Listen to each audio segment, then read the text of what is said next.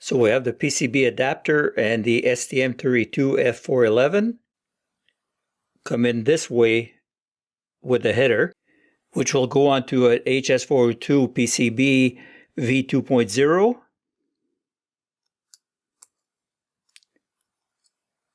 Like that.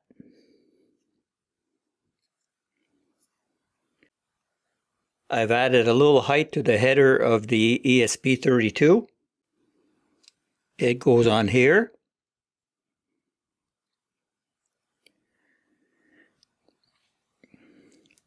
Look at the overall thickness